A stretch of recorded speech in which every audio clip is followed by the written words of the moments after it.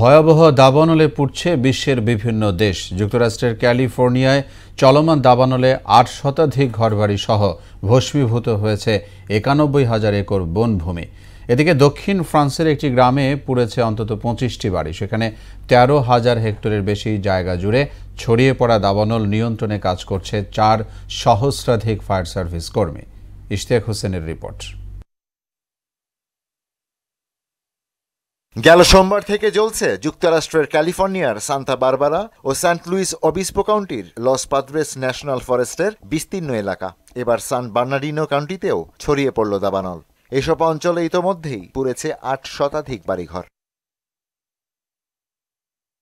ক্যালিফোর্নিয়ায় চলতি বছরের সবচেয়ে বড় এ দাবানলে গেল বুধবার পর্যন্ত ৯১,০০০ একর বনভূমি বশীভূত হয়েছে। পাহাড়ি এলাকায় বাতাসের তীব্র গতিতে দাবানল নিয়ন্ত্রণে হিমশিম খাচ্ছেন ফায়ার সার্ভিস কর্মীরা।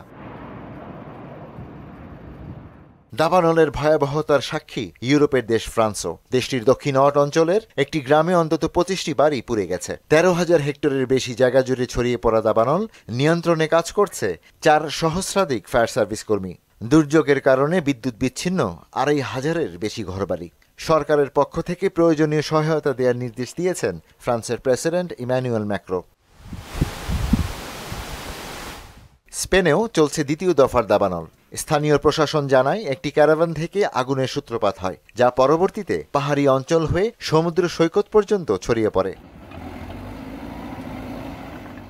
এছাড়া গ্যালিসিয়া অঞ্চলের পন্তেসেসোতে ছড়িয়েছে দাবানল। সেখানে তাপমাত্রার পারদ চড়েছে ৪০ ডিগ্রির উপরে। দেশটির বিভিন্ন স্থানে গরমের সতর্কতা জারি করেছে প্রশাসন।